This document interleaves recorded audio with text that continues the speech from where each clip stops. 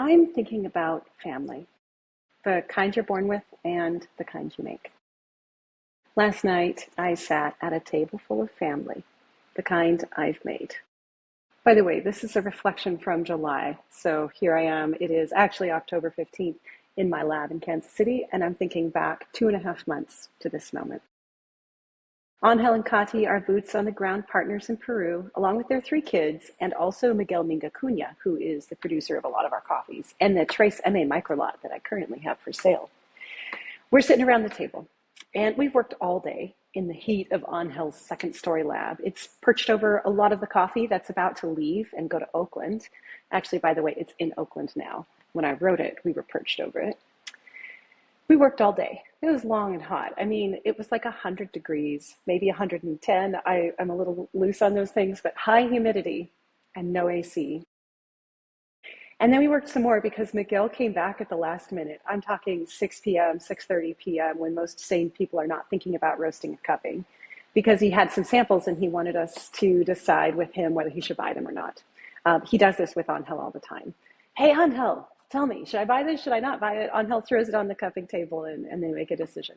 So those samples were roasted in spite of the hour. And then, we climbed the stairs. It's about 9:30 p.m. and we're sitting around. A moto taxi brought us these white plastic to-go containers of Pollo la Brasa, which is genuinely the best roast chicken in the world, in my opinion. And we're just sitting together, diving in. Our faces are greasy with the salty skin, and we have pale green ají coating our fingers. As exhausted as I was, my Spanish just really wasn't up to catching every single joke flying around the table. And I'll be honest, at an intermediate level, my Spanish isn't really up to most of those jokes, but I try. So I just glazed over, just looking at the glow on these faces. And I looked around and I realized there wasn't a TV going. No one was on a phone. And all of us just genuinely like each other. This is my chosen family. Miguel has a giggle. I'm serious. Miguel giggles a lot. He just seems to find life completely hilarious.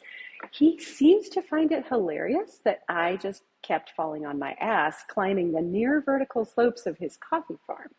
He seemed to find it hilarious that although I'm relatively fit, this 40-year-old woman had to crawl back to the car. I mean, I was actually practically on my hands and knees for the last bit of the hike away from his farm. So for me, Peru is this beautiful amalgam of experience and intentionality. I discovered Spanish when I was 14 years old as a homeschooler in Clinton, Missouri. I didn't know anyone who spoke Spanish. It was an incredibly homogenous little world that I grew up in. But a Peace Corps volunteer from the 80s maybe was giving a 6-week course in Spanish for homeschool kids at, I think, the Veterans Hall in downtown Clinton. And I still remember the moment I discovered the Spanish language. Simple words, no, but not pronounced like no, but pronounced no. And yo for me, si for yes, these tiny little things. And I don't know why, but everything lit up inside of me. And that was 26 years ago. And ever since, I have been pursuing the right blend of the life I know and exposure to an involvement in Latin America. So my very first coffee farm visit was to Peru, to Finca La Encañada, Dionisio Aguilar's farm. And we still represent Dionisio, so this is really full circle. I remember trekking through the rainforest to get to his farm and then seeing my first coffee pulper, and I was just like, this smells. I was smelling the coffee fermentation, and it was an intense experience. Angel, our partner in Peru, was there that day. He and Dionisio are best friends. And Angel, on those long drives of that first 3-week visit back in 2015, Angel was teaching me basic Spanish phrases. Like, for a long time, I have confused dreaming and sleeping, and he would trying to straighten that one out. Actually, took a long time later. And now that I'm recording, I'm a little bit scared to trot those phrases out. So you'll have to just know that I confuse them a lot. Now, in 2022, as the CEO of Catalyst Trade, I got to come back to Peru as an intentional buyer. I even brought my parents with me. Some of the best memories of my lifetime. 3 generations, my mother, my now 13-year-old, but then 10-year-old child, and myself riding in the back of a pickup truck through Cajamarca. Hiking with my dad to Gokta Falls. And, we ended up just kind of on our own in this long conversation that touched on personal history and religious evolutions and so many special things, and remains one of the best memories of my life. It felt like coming home. Peru feels like coming home to me. When we closed Catalyst down and I got out of coffee, one of the things that just really bothered me is I didn't know exactly how to interface with Latin American culture. I don't want to be, I want to bring value. I want to come in and bring value. And so it was amazing when I began building the strategy for Swift that it was obvious Peru needed to be at the center of Swift. So here at Swift, we're leaning hard into Peru for a lot of reasons. That's my personal journey, and it continues. I'm starting to sing in a cumbia band, so learning some Selena songs, some Los Angeles Azules songs, some Grupo Frontera songs. It's really, really fun. And so that's on the personal side. But for Swift, why Peru? Why Peruvian coffee? Well, it's October 15th, and it's been a crazy period. We've got tariffs. And when Brazil's 50% tariffs were enacted, it just changed everything.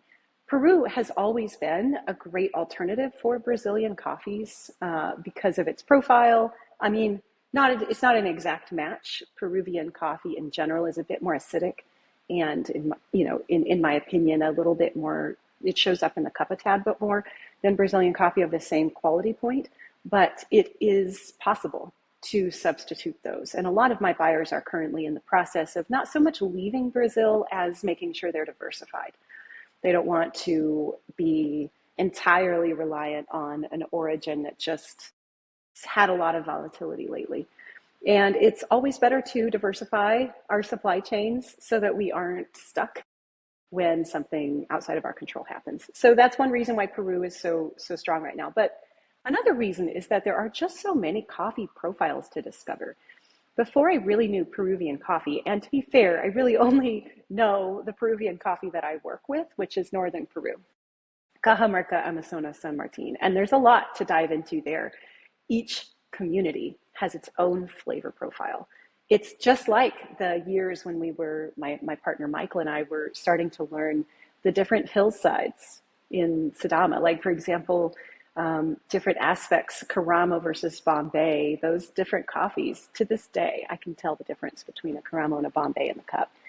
So it can be that diverse in Peru. And yet there is this kind of consistent drinkability that comes with Peruvian coffee. And then, Peruvian coffee just functions. And I don't know if it's because I've had so much exposure to Eastern African coffee where it's been pretty challenging to do basic business and there are major delays at any given point. But in Peru, it's like shipments just bang out the door. I'm always taken by surprise at how quickly these coffees move. So functionality, a diversification of profiles, and pricing in Peru, it's much higher than it was 5 years ago, but still there's a good value, I think, for Peruvian coffees. So all of this to say, Swift is leaning in, and it fits my personal belief that coffee isn't just a transaction. We do need transactions. I think transactions tend to kind of purify the way that we approach business. If we ignore the fact that we need transactions, then we're kidding ourselves. But transactions are simply a methodology to enable this type of a rich relationship. Commerce and connection make it work. So all of that said, if you like this way of working, support these producers and support Swift. Shoot me an email at emily@source. Let's talk. Whether you're a buyer or not, I would love to talk about relational sourcing that is clear-sighted, honest, and, well, frankly, it works.